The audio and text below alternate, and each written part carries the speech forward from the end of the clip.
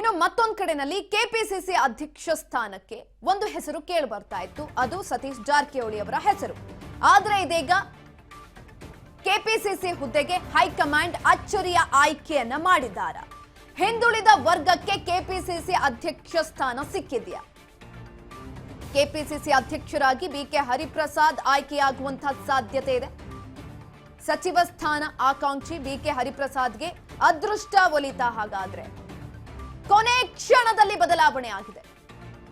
BK ಹರಿಪ್ರಸಾದ್ಗೆ KPCC ಸಾರಥ್ಯ ಸಿಗುತ್ತಾ? ಕೊನೆ ಕ್ಷಣದಲ್ಲಿ ಬದಲಾವಣೆ ಆಗಿರುವಂತದ್ದು. ಕೆಪಿಸಿಸಿ ಹುದ್ದೆಗೆ ಹೈಕಮಾಂಡ್ ಅಚ್ಚರಿ ಆಯ್ಕೆಯನ್ನ ಮಾಡಿದೆ. ಕೇವಲ ಸತೀಶ್ ಜಾರಕಿಹೊಳಿ ಅವರ ಹೆಸರು ಕೇಳಿ ಬರ್ತಾ ಇತ್ತು, ಅವರ ಹೆಸರೇ ಮುಂಚೂಣಿಯಲ್ಲಿತ್ತು. ಅವರೇ ಕೆಪಿಸಿಸಿ ಅಧ್ಯಕ್ಷ ಸ್ಥಾನವನ್ನ ಸ್ವೀಕಾರ ಮಾಡ್ತಾರೆ ಅಂತ ಕೂಡ ಹೇಳಿದಂಥದ್ದು. ಕೆಲವೊಂದು ಕಡೆ ಅವರು ಹೇಳಿಕೆ ಕೊಟ್ಟಿರೋ ಪ್ರಕಾರ ಒಂದು ಕೆಪಿಸಿಸಿ ಅಧ್ಯಕ್ಷ ಸ್ಥಾನ, ಅದರ ಜೊತೆಯಲ್ಲಿ ಒಂದು ಸಚಿವ ಸ್ಥಾನವನ್ನ ಕೂಡ ಕೊಡಬೇಕು ಅನ್ನುವ ನಿಟ್ಟಿನಲ್ಲಿ ಬೇಡಿಕೆಯನ್ನ ಕೂಡ ಇಟ್ಟಿದ್ರು. ಹೈಕಮಾಂಡ್ ಹತ್ರ ಒತ್ತಾಯವನ್ನ ಕೂಡ ಮಾಡಿದ್ರು. ಆದ್ರೆ ಕೊನೆ ಕ್ಷಣದಲ್ಲಿ ಇದೀಗ ಬದಲಾವಣೆ ಆಗಿರುವಂಥದ್ದು.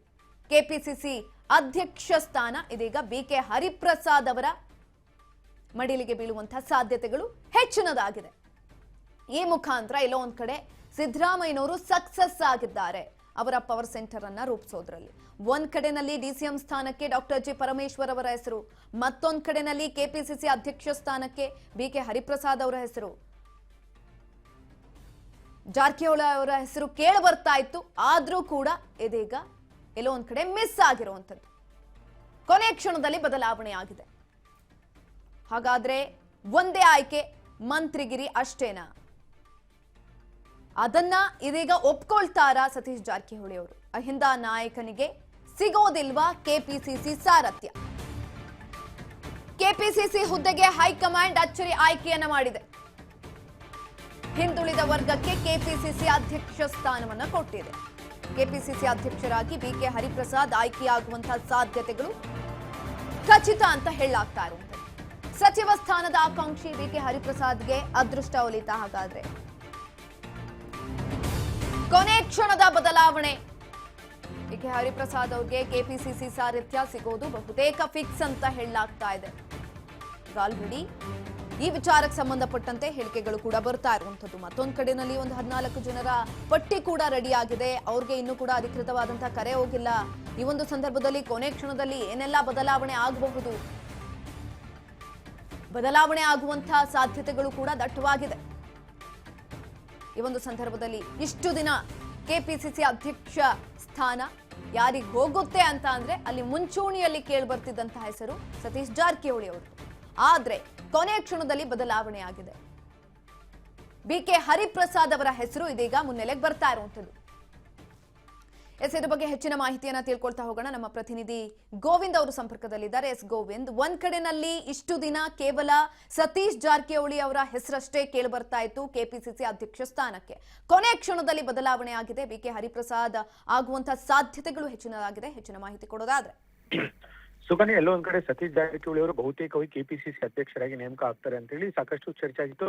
ಇದಕ್ಕೆ ಪೂರಕವಾಗಿ ಎಲ್ಲೋ ಒಂದ್ ಕಡೆ ಎಐಸಿಸಿಯ ಪ್ರಧಾನ ಕಾರ್ಯದರ್ಶಿಯಾದಂತ ಕೆ.ಸಿ. ವೇಣುಗೋಪಾಲ್ ಅವರು ಕೂಡ ಸತೀಶ್ ಜಾರಕಿಹೊಳಿ ಜೊತೆ ಒಂದು ಚರ್ಚೆ ಮಾಡಿದ್ರು. ತಾವು ಕೂಡ ಅಧಿಕಾರವನ್ನು ವಹಿಸ್ಕೊಳ್ಬೇಕಾಗುತ್ತೆ ಹಾಗಾಗಿ ಅಂತೇಳಿ ಈ ರೀತಿ ಚರ್ಚೆಗಳು ಮಾಡಿದ್ರು. ಆದ್ರೆ ಎಲ್ಲೋ ಒಂದ್ ಕಡೆ ಬದಲಾದ ರಾಜಕೀಯ ಪರಿಸ್ಥಿತಿಯಲ್ಲಿ ಕೆಲವೊಂದಿಷ್ಟು ಅಸಮಾಧಾನ ಎಲ್ಲೋ ಒಂದ್ ಕಡೆ ಸತೀಶ್ ಜಾರಕಿಹೊಳಿ ಇದ್ದಂತೆ ಕಾಣುತ್ತದೆ. ಎಲ್ಲೊಂದ್ ಕಡೆ ಹಿಂದಿನ ಸ್ನೇಹ ಸಿದ್ದರಾಮಯ್ಯ ಮತ್ತು ಸತೀಶ್ ಜಾರಕಿಹೊಳಿ ಸ್ನೇಹ ಏನಿದೆ ಈಗ ಸದ್ಯದ ಮಟ್ಟಿಗೆ ಅಳಿಸಿದೆ ಕಾಣಿಸ್ತದೆ.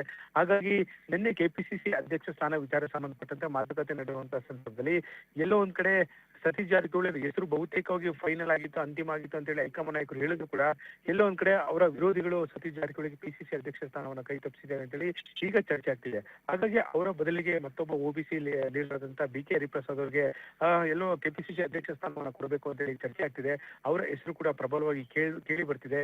ಇಲ್ಲಿ 2 ದಿನದಲ್ಲಿ ಬಹುತೇಕವಾಗಿ ಅಂತಿಮವಾಗಿ ಅಧಿಕೃತವಾಗಿ ಘೋಷಣೆ ಆಗುವಂತ ಸಾಧ್ಯತೆ ಇದೆ. ಈಗ ಸದ್ಯದ ಮಟ್ಟಿಗೆ ಸತೀಶ್ ಜಾರಕಿಹೊಳಿ ಮತ್ತು ಬಿಕೆ ಹರಿಪ್ರಸಾದ್ ನಡುವೆ ಇಬ್ಬರ ನಡುವೆ ಒಂದು ರೇಸ್ ಇದೆ. ಹಾಗಾಗಿ ಸತೀಶ್ ಜಾರಕಿಹೊಳಿ ಅವರಿಗೆ ಬಹುತೇಕವಾಗಿ ಕೆಪಿಸಿಸಿ ಅಧ್ಯಕ್ಷ ಸ್ಥಾನ ಕೈ ತಪ್ಪಿದೆ ಅನ್ನೋ ಲೆಕ್ಕಾಚಾರದಲ್ಲಿ ಕೂಡ ಈಗಾಗಲೇ ರಾಜಕೀಯ ವಲಯದಲ್ಲಿ ಸಾಕಷ್ಟು ಚರ್ಚೆ ಆಗ್ತಿದೆ. ಕಾಂಗ್ರೆಸ್ ಹೈಕಮಾಂಡ್ ಅಲ್ಲಿ ಕೂಡ ಈ ಬಗ್ಗೆ ಇನ್ನೂ ಇದುವರೆಗೂ ಕೂಡ ಅಧಿಕೃತವಾದಂತಹ ಮಾಹಿತಿ ಬರ್ತಿಲ್ಲ. ಆದ್ರೆ ಒಂದೊಂದು ಸ್ಪಷ್ಟ, ಎಲ್ಲೋ ಒಂದ್ ಕಡೆ BK ಹರಿಪ್ರಸಾದ್ ಅವರು ಕೂಡ ಸಿದ್ದರಾಮಯ್ಯ ಟೀಮ್ ಅಲ್ಲಿ ಕಳೆದ 2 ವರ್ಷದಿಂದ ಸೇರ್ಕೊಂಡಿದ್ರು. ಮೊದಲನೇ ಹಂತದಲ್ಲಿ ಎಲ್ಲೊಂದ್ ಕಡೆ DK ಶಿವಕುಮಾರ್ ಅತ್ಯಪ್ತ ಬಳಗದಿಂದ ಗುರುತಿಸಿಕೊಂಡಿದ್ರು. ಆದ್ರೆ ಎಲ್ಲೊಂದ್ ಕಡೆ DK ಶಿವಕುಮಾರ್ ಮತ್ತು BK ಹರಿಪ್ರಸಾದ್ ನಡುವೆ ಒಂದಿಷ್ಟು ಅಸಮಾಧಾನ ಸೃಷ್ಟಿಯಾಗಿತ್ತು. ಇದಾದ ಬಳಿಕ ಕೂಡ ಸಿದ್ದರಾಮಯ್ಯ ನಡುವೆ ನೇರವಾಗಿ ಕೆಲವೊಂದಿಷ್ಟು ಮಾತುಗಳನ್ನ ಮಾತನಾಡಿದ್ರು, ಬಹಿರಂಗವಾಗಿ ಹೇಳಿಕೆಗಳನ್ನು ಕೊಟ್ಟಿದ್ರು. ಇದಾದ ಬಳಿಕ ಎಲ್ಲೊಂದ್ ಕಡೆ DK ಶಿವಕುಮಾರ್ ಬಣದಿಂದ ದೂರ ಆದಂತ ಸಂದರ್ಭದಲ್ಲಿ BK ಹರಿಪ್ರಸಾದ್ ಸಿದ್ದರಾಮಯ್ಯ ಬಣ ಸೇರ್ಕೊಳ್ತಾರೆ. ಈಗ ಸಿದ್ದರಾಮಯ್ಯ ಅತ್ಯಪ್ತ ಬಳಗದಲ್ಲಿ BK ಹರಿಪ್ರಸಾದ್ ಇದ್ದಂತೆ ಕಾಣಿಸ್ತಿದೆ. ಹಾಗಾಗಿ BK ಹರಿಪ್ರಸಾದ್ ಪರವಾಗಿ ಏನಾದ್ರು ಸಿದ್ದರಾಮಯ್ಯ ಬ್ಯಾಟ್ ಬೀಸಿದ್ರ, PCC ಅಧ್ಯಕ್ಷ ಸ್ಥಾನಕ್ಕೆ ಸಿದ್ದರಾಮಯ್ಯ ಏನಾದ್ರು ಒಂದು ಸಲಹೆ ಕೊಟ್ರ, ಈ ಎಲ್ಲವೂ ವಿಚಾರಗಳು ಕೂಡ ಎಲ್ಲೊಂದ್ ಕಡೆ ರಾಜಕೀಯ ವಲಯದಲ್ಲಿ ಕಾಂಗ್ರೆಸ್ ಮನೆಯಲ್ಲಿ ಸಾಕಷ್ಟು ಚರ್ಚೆ ಆಗ್ತಿದೆ. ಹಾಗಾಗಿ ಅಂತಿಮವಾಗಿ 2 ದಿನದಲ್ಲಿ ಈ ಒಂದು PCC ಅಧ್ಯಕ್ಷ ಸ್ಥಾನ ವಿಚಾರ ಸಂಬಂಧಪಟ್ಟಂತೆ ಬಹುತೇಕ ಖಚಿತ ಆಗ್ತಿದೆ. ಸತೀಶ್ ಜಾರಕಿಹೊಳಿ ಇವತ್ತು ಮಧ್ಯಾಹ್ನ ಸಂಜೆ ನಡೆಯುವಂತಹ ಪದಗ್ರಹಣ ಕಾರ್ಯಕ್ರಮದಲ್ಲಿ ಸಚಿವರಾಗಿ ಒಂದು ಪದಗ್ರಹಣ ತೆಗೆದುಕೊಳ್ತಾರೆ.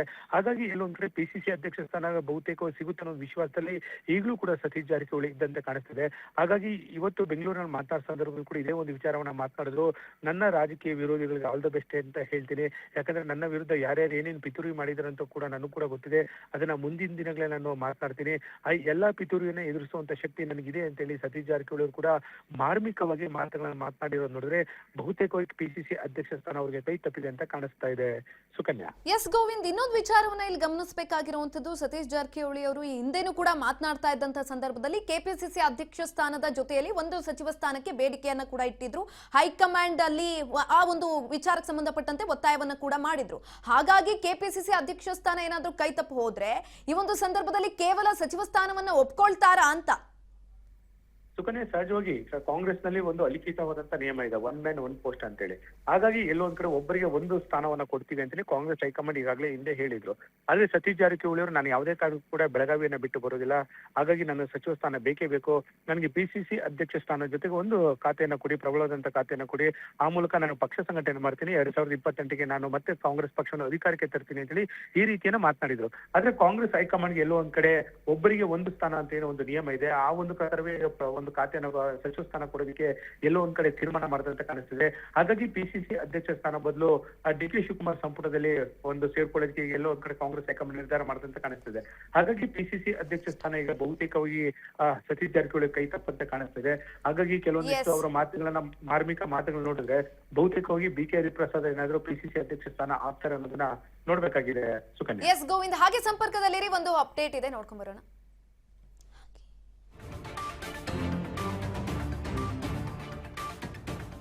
ಹಿರಿಯ ಶಾಸಕ ರಾಮಲಿಂಗಾರೆಡ್ಡಿಗೆ DKಶಿ ಫೋನ್ ಕಾಲ್ ಮಾಡಿದ್ದಾರೆ. DK ಸಂಪುಟದಲ್ಲಿ ರಾಮಲಿಂಗಾರೆಡ್ಡಿಗೆ ಸ್ಥಾನ ಫಿಕ್ಸ್ ಆಯಿತು. ಒಬ್ಬರೇ ಶಾಸಕರಿಗೆ ಕರೆ ಮಾಡ್ತಿದ್ದಾರೆ ನಿಯೋಜಿತ CM. ಒಬ್ಬೊಬ್ಬರೇ ಶಾಸಕರಿಗೆ ಇದೀಗ ಫೋನ್ ಕಾಲ್ ಅನ್ನ ಮಾಡ್ತಾ ಇರುವಂತದ್ದು. ಪ್ರಮಾಣ ವಚನಕ್ಕೆ ಬರುವಂತೆ ಆಹ್ವಾನವನ್ನು ಮಾಡ್ತಿದ್ದಾರೆ. ಮಂತ್ರಿಯಾಗಿ ಪ್ರಮಾಣ ವಚನವನ್ನ ಸ್ವೀಕರಿಸಲು DKಶಿ ಇದೀಗ ತಿಳಿಸಿದ್ದಾರೆ. 8 ಬಾರಿ ಶಾಸಕರಿಗೆ ಆಯ್ಕೆಯಾಗಿರುವಂತಹ ರಾಮಲಿಂಗಾರೆಡ್ಡಿ 5 ಬಾರಿ ಸಚಿವರಾಗಿದ್ರು, ಜವಾಬ್ದಾರಿಯನ್ನ ನಿರ್ವಹಿಸಿದ್ದಾರೆ. ಈ ಒಂದು ಸಂದರ್ಭದಲ್ಲಿ ಒಬ್ಬೊಬ್ಬರಿಗೆ ಕರೆಯನ್ನ ಕೂಡ ಮಾಡ್ತಿದ್ದಾರೆ DKಶಿ. ಹಿರಿಯ ಶಾಸಕ ರಾಮಲಿಂಗಾರೆಡ್ಡಿಗೆ ಇದೀಗ DKಶಿ ಫೋನ್ ಕಾಲ್ ಅನ್ನ ಮಾಡಿರುವಂತದ್ದು. ಒಬ್ಬೊಬ್ಬರೇ ಶಾಸಕರಿಗೆ ಕರೆ ಮಾಡ್ತಿದ್ದಾರೆ ನಿಯೋಜಿತ CM. ಪ್ರಮಾಣ ವಚನಕ್ಕೆ ಬರುವಂತೆ DKಶಿ ಇದೀಗ ಆಹ್ವಾನವನ್ನ ಕೂಡ ಕೊಟ್ಟಿದ್ದಾರೆ. ಮಂತ್ರಿಯಾಗಿ ಪ್ರಮಾಣ ವಚನ ಸ್ವೀಕರಿಸಲು DKಶಿ ತಿಳಿಸಿದ್ದಾರೆ. 8 ಬಾರಿ ಶಾಸಕರಾಗಿ ಆಯ್ಕೆಯಾಗಿದ್ರು ರಾಮಲಿಂಗಾರೆಡ್ಡಿ, 5 ಬಾರಿ ಸಚಿವರಾಗಿ ಜವಾಬ್ದಾರಿಯನ್ನ ನಿರ್ವಹಿಸಿದ್ದಾರೆ. ಇದೀಗ ಒಬ್ಬೊಬ್ಬರಿಗೆ ಕರೆಯನ್ನ ಮಾಡ್ತಾ ಇರುವಂತದ್ದು. ಎಸ್, ನಾವು ಮಾತನಾಡ್ತಾ ಇದ್ವಿ ಗೋವಿಂದ್, ಇದೀಗ ಈ ಒಂದು ಸಂದರ್ಭದಲ್ಲಿ ಒಬ್ಬೊಬ್ಬರಿಗೆ ಕರೆಯನ್ನ ಮಾಡ್ತಾ ಇರುವಂತದ್ದು. ಇಷ್ಟು ದಿನ ಯಾವುದೇ ರೀತಿಯಾದಂತಹ ಫೋನ್ ಕರೆ ಹೋಗಿರ್ಲಿಲ್ಲ ಯಾವ ಶಾಸಕರಿಗೂ ಕೂಡ. ಈ ಒಂದು ಸಂದರ್ಭದಲ್ಲಿ DKಶಿ ಒಬ್ಬೊಬ್ಬರಿಗೆ ಫೋನ್ ಅನ್ನ ಮಾಡ್ತಿದ್ದಾರೆ.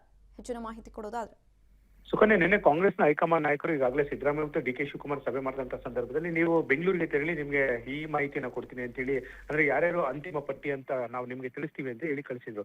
ಈಗ ಬೆಳಗ್ಗೆ ಅಷ್ಟೇ ಹೈಕಮಾಂಡ್ ನಾಯಕರಿಂದ ನಿಯೋಜಿತ ಮುಖ್ಯಮಂತ್ರಿ ಅಂತ DK ಶಿವಕುಮಾರ್ ಅವರು ಖುದ್ದು ಹೈಕಮಾಂಡ್ ನಾಯಕರು ಕರೆ ಮಾಡಿ ಈ ಮೊದಲನೇ ಪಟ್ಟಿಲಿ ಇಂಥವ್ರು ಇದ್ದಾರೆ ಅಂತ ಹೇಳಿ ಒಂದು ಲಿಸ್ಟ್ ಅನ್ನ ಈಗಾಗಲೇ DK ಶಿವಕುಮಾರ್ ಕಳಿಸ್ಕೊಟ್ಟಿದ್ದಾರೆ. ಹಾಗಾಗಿ ನಿಯೋಜಿತ ಮುಖ್ಯಮಂತ್ರಿ ತನ್ನ ಸಂಪುಟದ ಮೊದಲನೇ ಪಟ್ಟಿಯಲ್ಲಿ ಯಾರ್ಯಾರಿದ್ದಾರೆ ಅವರೆಲ್ಲರೂ ಕೂಡ ಖುದ್ದು ಕರೆ ಮಾಡ್ತಾ ಇದ್ರೆ, ನೀವು ಪ್ರಮಾಣ ವಚನಕ್ಕೆ ಬನ್ನಿ, ಹೈಕಮಾಂಡ್ ನಾಯಕರು ನಿಮಗೆ ಅಸ್ತು ಅಂತ ಹೇಳಿದ್ದಾರೆ ಅಂತ ಹೇಳಿ ಮಾತನಾಡಿದ್ದಾರೆ. ಈಗಾಗಲೇ ರಾಮಲಿಂಗಾರೆಡ್ಡಿ ಅವ್ರಿಗೆ ಮಾತನಾಡಿದ್ದಾರೆ, ಜೊತೆಗೆ ಪ್ರಿಯಾಂಕಾ ಖರ್ಗೆ ಅವ್ರ ಮಾತನಾಡಿದ್ದಾರೆ, ಸತೀಶ್ ಜಾರಕಿಹೊಳಿ ಅವ್ರ ಜೊತೆ ಮಾತನಾಡಿದ್ದಾರೆ, ಪರಮೇಶ್ವರ್ ಜೊತೆ ಕೂಡ ಮಾತನಾಡಿದ್ದಾರೆ. ಅಂದ್ರೆ ಮೊದಲನೇ ಹಂತದಲ್ಲಿ 13ರಿಂದ 14 ಜನ ಶಾಸಕರು ಸಚಿವರಾಗಿ ಪ್ರಮಾಣ ವಚನ ಸ್ವೀಕಾರ ಮಾಡಿ ಬಹುತೇಕ ಖಚಿತ ಆಗಿರುವಂತದ್ದು. ಹಾಗಾಗಿ ಇನ್ನೇನು ಕೆಲವೇ ಕ್ಷಣಗಳಲ್ಲಿ ಅಧಿಕೃತವಾದಂತಹ ಪಟ್ಟಿ ಕೂಡ AICC ಇಂದ ರಿಲೀಸ್ ಆಗಲಿದೆ. ಅಂದ್ರೆ ಮೊದಲನೇ ಪಟ್ಟಿಯಲ್ಲಿ ಯಾರೆಲ್ಲ ಶಾಸಕರು ಸಚಿವರಾಗಿ ಪ್ರಮಾಣ ವಚನ ಸ್ವೀಕಾರ ಮಾಡ್ತಾರೆ ಅಂತೇಳಿ.